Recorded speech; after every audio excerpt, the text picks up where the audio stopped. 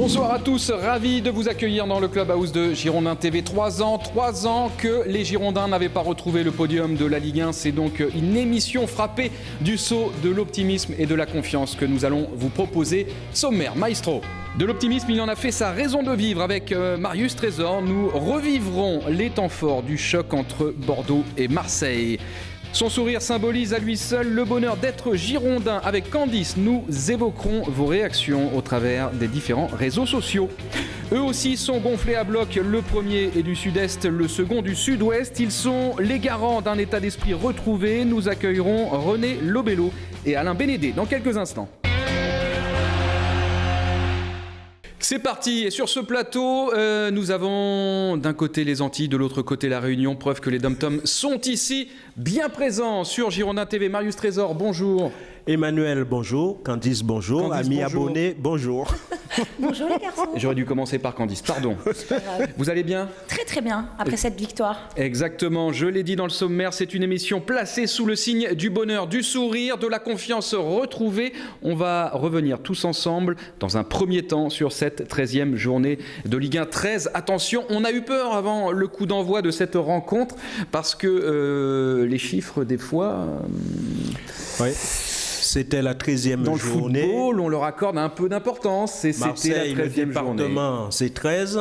On a dit, oh là là, ça risque d'être difficile. Ce fut difficile, mais Bordeaux y est arrivé quand même. Et oui, 13 comme effectivement le département de Marseille, les Bouches-du-Rhône, parce que vous le savez, c'était une rencontre, un choc placé sous le signe des chiffres. 25 ans, l'anniversaire des Ultramarines, bien évidemment. 35 ans que Marseille ne s'était pas imposé. Et 13 comme la 13e journée, on vient de l'évoquer ensemble.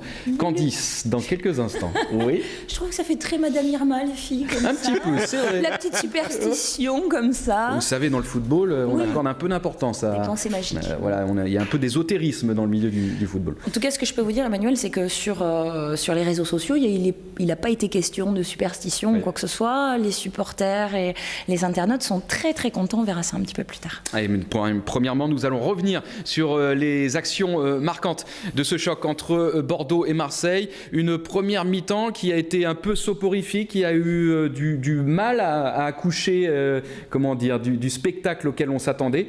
Et puis, c'est venu en seconde période. C'est peut-être l'enjeu qui a un peu crispé les joueurs des deux équipes. Hein. C'est vrai que Marseille s'est montré le plus entreprenant d'entrée, parce que le premier quart d'heure, c'est surtout eux qui ont essayé de faire le jeu. Ils ont eu la possibilité, avec d'abord une frappe de Amalfitano, de prendre l'avantage. Il y a eu cette belle occasion sur un débordement de Morel. Heureusement que Cédric a fait un arrêt extraordinaire, mais je dirais après le jeu a été équilibré. On s'est aperçu aussi qu'au cours de la première mi-temps, le pourcentage de possession de balle était en faveur des Marseillais. Mais sur la deuxième mi-temps, la victoire de Bordeaux ne souffre d'aucune contestation. On est bien d'accord. 7e minute, revivons ces images, revivons les temps forts donc de cette rencontre, et ça commence malgré ce qu'on était en train de dire par une première opportunité pour les Girondins de Bordeaux avec cette frappe de Yoann Gouffran. Qui essaie d'enrouler, mais bon, Mandanda est bien placé et je dirais que la frappe n'est pas assez puissante pour tromper le second gardien de l'équipe de France. Ah, il a la possibilité, Yoann Gouffran, peut-être de transmettre à Henri Cévé, un côté gauche, mais en attaquant égoïste, mais dans le bon sens du terme. Il choisit ce petit râteau et cette frappe qui, vous l'avez vu, termine donc dans les bras de Steve Mandanda. 12e minute, le symbole de la domination marseillaise en ce début de rencontre avec cette frappe de Morgan Amalfitano. Sur un ballon de Valbuena qui est là de 25 mètres, il frappe et il y a une petite faute de main de la part de Cédric, et heureusement que le rebond est en faveur des Girondins parce que le ballon tape juste au niveau du deuxième poteau et sort, parce qu'on a l'impression que si ça tape avant, ça aurait pu être but.